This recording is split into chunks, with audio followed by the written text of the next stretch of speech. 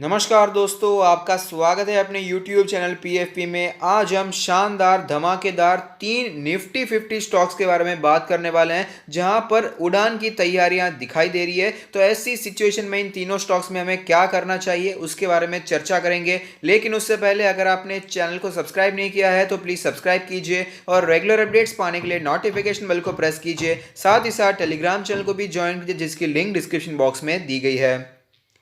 तो सबसे पहला स्टॉक जो कि हमें तेजी दिखा सकता है वो है Nestle India. Last traded price है 18,352 रुपीज, जो कि 4.5% की तेजी ऑलरेडी दिखा चुका है। मार्केट कैप है 1,76,000 करोड़ के आसपास। डिविडेंड यील्ड काफी शानदार है, 1.86% की डिविडेंड यील्ड है। 10 रुपीज पर इक्विटी शेयर का फेस वैल्यू। इंडस्ट्री का पी रेशियो 72.18, जबकि नेस्ले इंडिया का 85 दिखा दे रहा है। तो प्रीमियम वैल्यूएशन पे ट्रेड करें, क्योंकि कंपनी भी काफी प्रीमियम क्वालिटी की है। अगर बात करें प्राइस टू बुक रेशियो के बारे में तो 91.58 का प्राइस टू बुक रेशियो दिखाई देता है। तो अब चलते हैं चार्ट्स पर, वहां पर कैसी सिचुएशन बनी हुई है उसके बारे में भी बात कर लेते हैं। तो आप देख सकते हैं मई के महीने से लेकर अक्टूबर तक जो हमें अंडर परफॉर्मेंस देखने को मिला, सिर्फ 2 महीनों में इसने पूरा का पूरा हमें कवर कर दिया है। अब देख पाएंगे अक्टूबर और नवंबर में स्टॉक में काफ़ी तेज़ी देखने को मिली और ये तेज़ी हमें फिलहाल कंटिन्यू रहती हुई नजर आ रही है। स्टॉक ने आज ही अपना ऑल टाइम हाई भी बनाया है, जो कि उसके पुराने ऑल टाइम हाई के बिल्कुल ही नज़दीक भी हमें दिखा देता है। तो क्लियरली ब्रेकआउट की सिचुएशन हमें यहाँ पर देखने को मिल रही है। आर या पार वाली सिचुएशन हमें यहाँ पर देखने को मिल रही है और यहाँ पर चांसेस ऐसे हैं कि स्टॉक हमें ऊपर जाता हुआ नजर आ सकता है। उसका रीजन है कि पिछले कुछ दिनों में हमें बहुत ही हैवी बाइंग होती हुई नजर आई है। अब देख पाएंगे पहले यहां पर काफी हैवी बाइंग हुई थी, उसके बाद स्टॉक ने अपमूव शुरू किया, उसके बाद वापस यहां पर हमें जोरदार बाइंग होती हुई नजर आई और आज भी जो वॉल्यूम्स हमें देखने को मिला काफी शानदार देखने को मिला, काफी अच्छी बाइंग यहां पर होती हुई नजर आ रही है। करंट सिचुएशन के बारे में बात करें तो ये अपने सारे मूविंग एवरेज के ऊपर ट्रेड कर रहा है। मनी फ्लो इंडेक्स के नंबर के बारे में बात करें तो ऑलरेडी ओवरबॉट जोन में एंटर कर चुका है। अगर बात करें इसके आरएसआई के नंबर के बारे में तो आरएसआई का नंबर है 65.57, काफी स्ट्रांग दिखाई दे रहा है।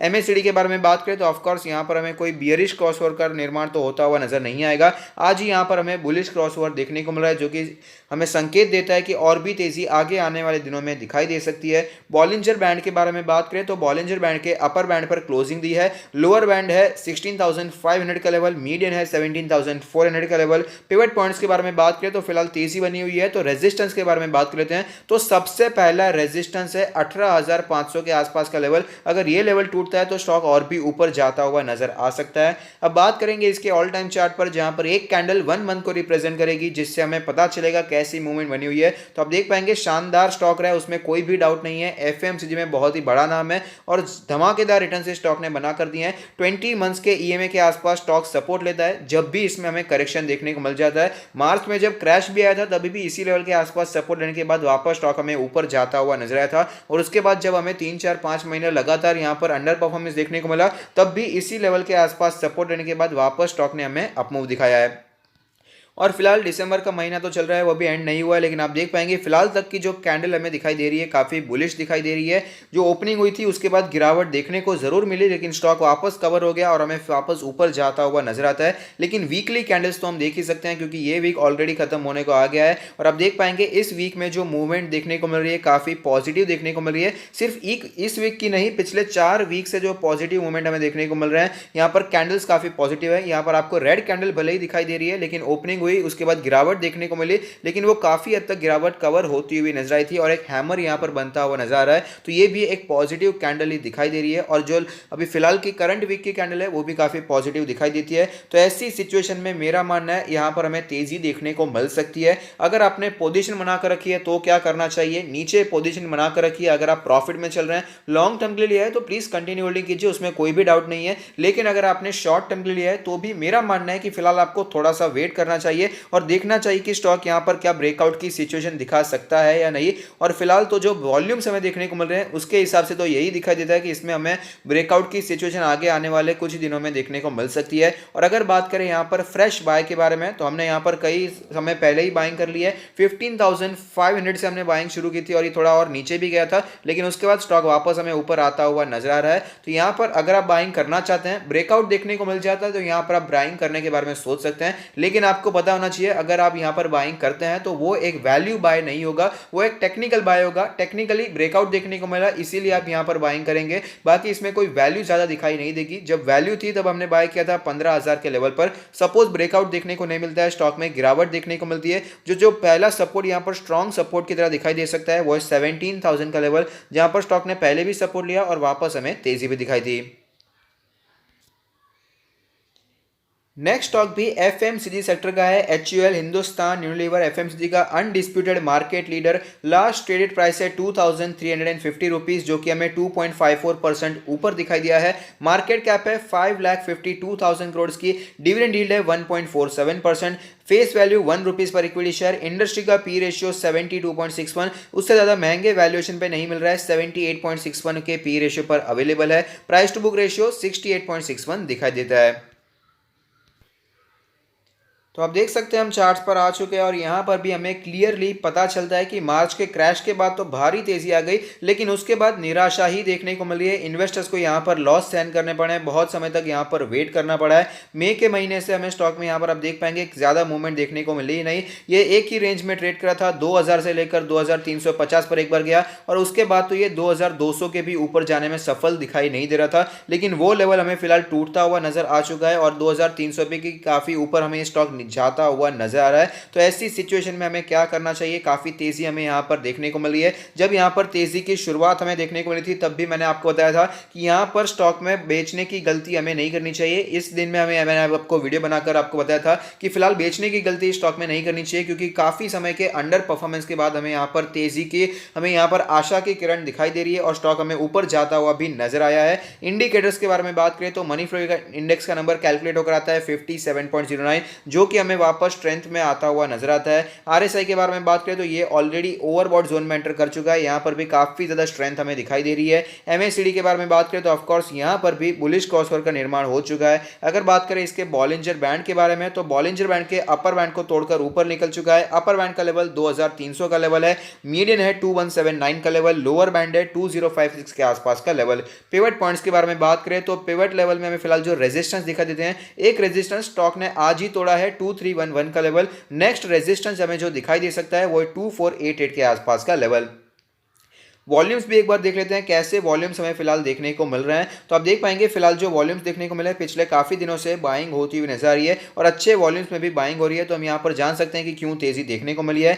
अगर बात करें इसके ऑल टाइम चार्ट के बारे में, जहां पर एक कैंडल 1 मंथ को रिप्रेजेंट करेगा, जिससे हमें पता चलेगा स्टॉक ने कैसी मूवमेंट बना कर दी है, तो शानदार मूवमेंट यहां पर देखने को मिल रही है, काफी अच्छी तेजी भी देखने को मिली है। जब भी स्टॉक में गिरावट आती है तो ये अपने 20 मंथ्स के आसपास सपोर्ट लेता है और वापस तेजी दिखाई देती है। यहां पर एक बार वीकली कैंडल्स पर भी नजर डाल देते हैं। ऐसी स्ट्रॉन्ग वीकली कैंडल बहुत समय के बाद हमें देखने को मिली है। ऐसी वीकली कैंडल बनते हुए काफी समय हो चुका है और आप देख पाएंगे काफी शानदार हमें यहां पर मारुबुजो टाइप की कैंडल देखने को मिलती है। ओपनिंग हुई, वहीं पर लो बना और भारी तेजी यहां पर हमें देखने को मिल रही है। तो काफी पॉजिटिविटी चार्ट्स पर हमें दिखाई देती है। तो ऐसे में इन्वेस्टर्स को क्या करना चाहिए, तो अगर आपने ऊपर स्टॉक लेकर रखा है, जब ये स्टॉक हमें बहुत ही ऊपर जाता हुआ नजर आया था, तो यहां पर चिंता की जरूरत नहीं है। कंपनी बहुत ही अच्छी है, कंपनी हमें ग्रेजुअली ग्रो होती हुई नजर आती है, तो आपको यहां पर लॉन्ग टर्म के लिए कंटिन्यू करना चाहिए।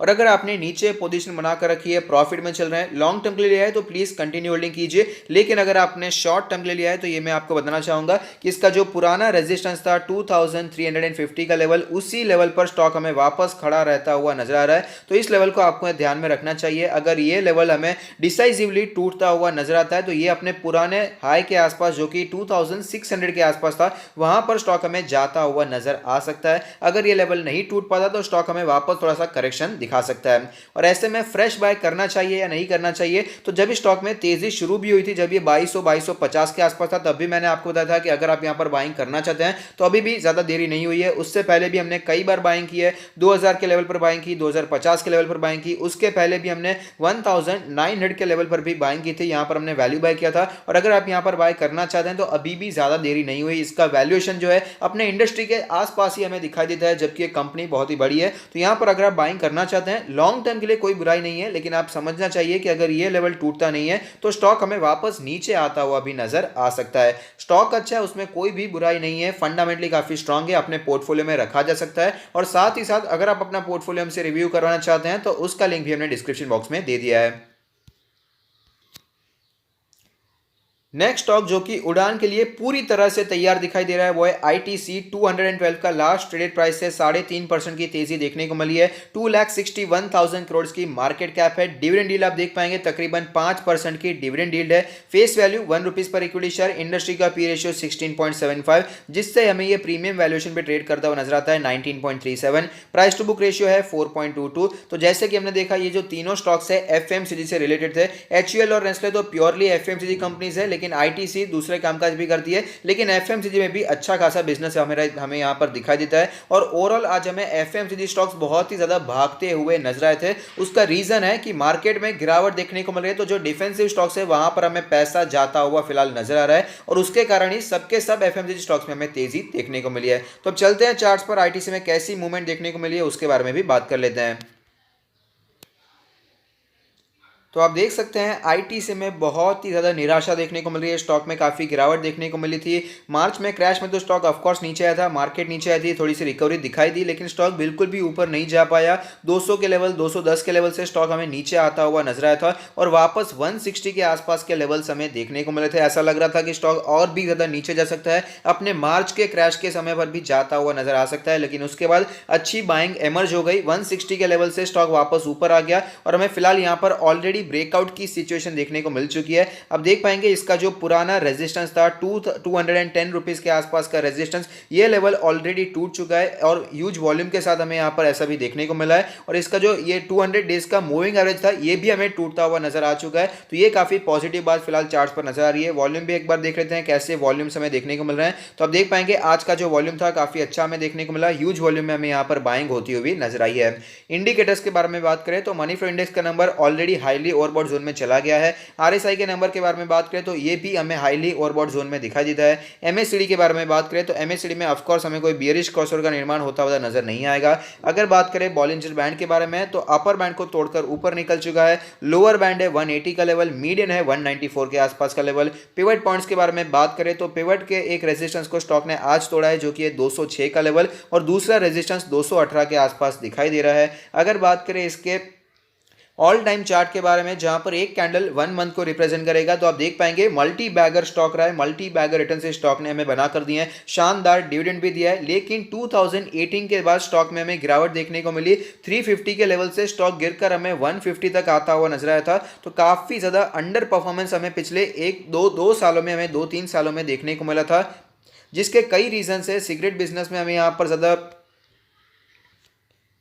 इन्वेस्टर्स को पैसा लगाना पसंद नहीं आ रहा था, जिसके कारण हमें ये स्टॉक नीचे आता हुआ नजर आया है, और भी अलग अलग रीजंस हमें यहाँ पर देखने को मिल रहे थे। लेकिन फिलहाल स्टॉक में जान लौटती हुई नजर आ रही है। पिछले 2 महीनों की कैंडल्स आप देख पाएंगे बहुत ही स्ट्रांग देखने को मिली है। ऐसी सेम कैंडल्स हमें बहुत समय पहले देखने को मिली थी, 2018 में देखने को मिली थी। उसके बाद यहाँ पर सिर्फ और सिर्फ वीकनेस ही कंटिन्यूसली दिखाई दे रही है, और फिलहाल स्टॉक पूरी तैयारी में दिखाई दे रहा है कि अपने 20 मंथ्स के ईएमए को तोड़कर स्टॉक वापस ऊपर जाता हुआ नजर आ सकता है। तो ऐसी सिचुएशन में इन्वेस्टर्स को क्या करना चाहिए उसके बारे में बात कर लेते हैं। अगर आपने ऊपर पोजीशन बनाकर रखी है, लॉस में चल रहे हैं, 350 300 के लेवल पर बनाकर रखी है, तो मेरा मानना है कंपनी अच्छी है, लॉन्ग टर्म के लिए कंटिन्यू होल्डिंग करना चाहिए। और यहां पर एक और बात मैं आपको बताना चाहूंगा कि फिलहाल जो ईसीजी वाला मामला चल रहा है, जिसके कारण स्टॉक हमें ये नीचे आता हुआ नजर आता है, और भी ऐसे कई स्टॉक्स हैं जो कि सिन स्टॉक्स हम कह सकते हैं, जो कि एनवायरमेंट के लिए बुरे हैं, वैसे स्टॉक्स में गिरावट देखने को मिल रही है। आप और भी हमें सिगरेट कंपनीज ले लेंगे, वहां पर भी बहुत ज्यादा तेजी हमें देखने को नहीं मिली है। लेकिन फिलहाल आईटीसी में ट्रांसफॉर्मेशन देखने को मिल रहा है। वो एफएमसीजी पर ज्यादा फोकस कर रहा है, एग्री बिजनेस पर ज्यादा फोकस कर रहा है, पेपर पैकेजिंग पर, होटल पर ज्यादा फोकस कर रहा है, और यहां पर हमें चेंज देखने को मिल सकता है, जैसा सेम चेंज हमें रिलायंस इंडस्ट्री में देखने को मिला था। अगर आप रिलायंस का ऑल टाइम चार्ट ले लेंगे तो आपको पता चलेगा कि 2008 के पहले, क्रैश के पहले जो हाई बना था, उसके बाद जब गिरावट हुई थी, उसे रिकवर करने में ऑलमोस्ट 10 साल लग गए थे, क्योंकि बीच में सिर्फ कंसोलिडेशन चल रहा था। लेकिन उसके बाद जब रियल तेजी देखने को मिली, उसका कारण था जियो और रिटेल में उसका फोकस बढ़ गया। तो सेम सिचुएशन आईटीसी में भी हमें आगे आने वाले सालों में दिखाई दे सकती है। उसके पूरे चांसेस यहां पर हमें दिखाई देते हैं, क्योंकि कंपनी पूरी तरह से ट्रांसफॉर्म होने की कोशिश कर रही है। तो इसे हमें रूल आउट नहीं करना चाहिए, इसे हमें इग्नोर बिल्कुल भी नहीं करना चाहिए, और यहां पर निवेश के बारे में सोचना चाहिए, क्योंकि कंपनी का डिविडेंड काफी अच्छा है, कंपनी का ट्रैक रिकॉर्ड काफी अच्छा है, कंपनी का प्रोफेशनल मैनेजमेंट काफी अच्छा है, और साथ ही साथ इसका वैल्यूएशन भी हमें काफी अट्रैक्टिव नजर आता है।